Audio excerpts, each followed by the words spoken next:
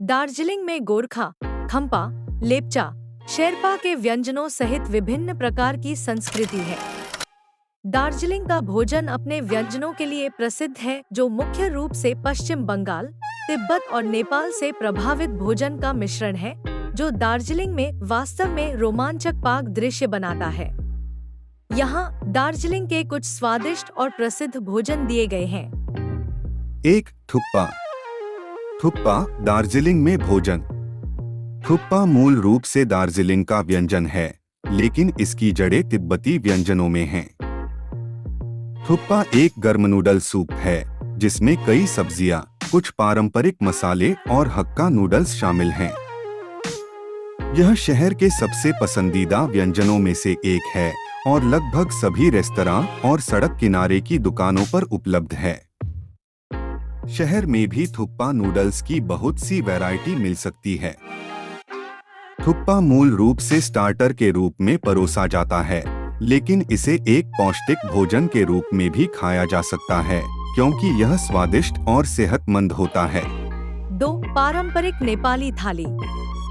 पारंपरिक नेपाली थाली दार्जिलिंग में भोजन।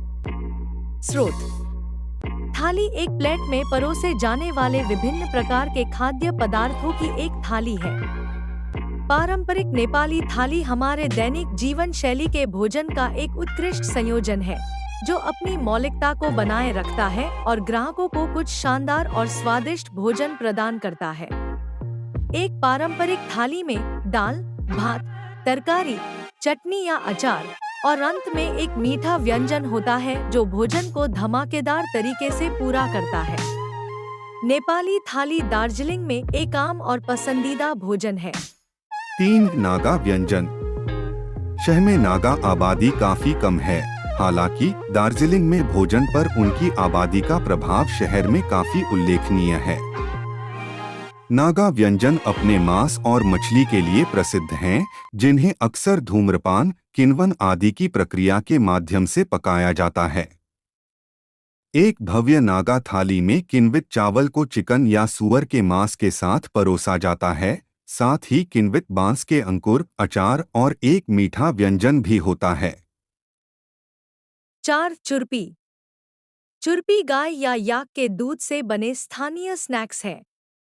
दार्जिलिंग का मूल चुरपी अनिवार्य रूप से दूध से बना स्नैक है और पनीर जैसा दिखता है और कठोर और मुलायम दोनों रूपों में आता है। गोभी के साथ मिलाकर चुरपी को वेजिटेबल मोमोज में भी भरा जा सकता है। इसके अलावा नेपाली लोग अक्सर प्याज, टमाटर और हरी मिर्च के साथ चुरपी का एक संस्करण पकाने के लिए इसका उपयोग करते हैं, जिसे वे चुरपी को अचार कहते हैं। 5. मोमोज। वैसे तो मोमोज कई महानगरों में एक लोकप्रिय नाश्ता बन गया है, लेकिन दार्जिलिंग में यह सबसे ज्यादा पसंद किए जाने वाले व्यंजनों में से एक है। तिब्बती व्यंजनों का हिस्सा मोमोज ज्यादातर आटे से बने पकौड़े होते हैं, जिनमें सब्जी या चिकन पोर्क भरा होता है और इन्हें भाप में पकाकर या डीप फ्राई करके पकाया जा सकता है। मोमोज को एक कटोरी गर्म सूप के साथ भी परोसा जाता है, जिसमें आम तौर पर एक प्लेट में 6 से 7 मोमोज होते हैं। 6. आलू दम। नागा व्यंजनों के साथ साथ बंगाली व्यंजन भी दार्जिलिंग शहर में प्रसिद्ध हैं। बंगाली व्यंजनों का सबसे खास व्यंजन आलू दम है, जो शहर में रहने वाले स्थानीय लोगों के दिल में खास जगह रखता है। दार्जिलिंग के इस व्यंजन को बनाने में आलू के टुकड़ों को लाल मिर्च पाउडर, लहसुन, बारीक कटे प्याज और अदरक की कलियों जैसे मसालों से बनी ग्रेवी में उबालना शामिल है। दार्जिलिंग में इस व्यंजन को अंतिम रूप देने के लिए इसे धनिया और भुजिया से सजाया जाता है। 7. सेल रोटियां। सेल रोटी नेपाल की एक और खासियत है और घर पर खास मौकों पर इसे स्वादिष्ट तरीके से बनाया जाता है।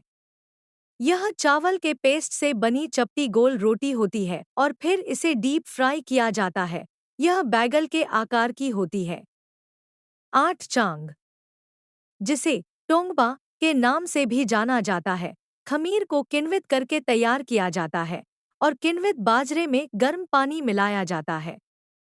यह बियर जैसा काढ़ा है, लेकिन इसमें लगभग कोई अल्कोहल नहीं होता है और ग्राहक इसे बांस के कंटेनर में पीते हैं और उन्हें इसे पारंपरिक प्रथा के रूप में बांस के पाइप के माध्यम से पीना चाहिए।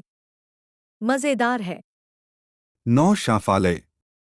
शाफाले दार्जिलिंग में तिब्बती जड़ों वाला एक और भोजन है। यह मूल रूप से मांस से भरी रोटी है और इसके साथ करी या चटनी और सब्जियां शामिल हैं। हालांकि यह आमतौर पर भुने हुए जौ से जुड़ा होता है, जिसे त्सम्पा के नाम से जाना जाता है। यह पारंपरिक व्यंजन जरूर खाना चाहिए। 10 दार्जिलिंग चाय। दार्जिलिंग की खास चाय जरूर पीनी चाहिए। पेय की प्रामाणिकता ऐसी है कि यह आपके दिमाग को साफ करती है, जिससे आपकी आत्मा को नई ऊर्जा मिलती है। एक विशेष अनुशंसा यह होगी कि इस चाय की चुस्की लेते हुए कोई दार्जिलिंग के खूबसूरत नज़ारे का आनंद ले सकता है और कुछ दिल को छू लेने वाला संगीत सुन सकता है।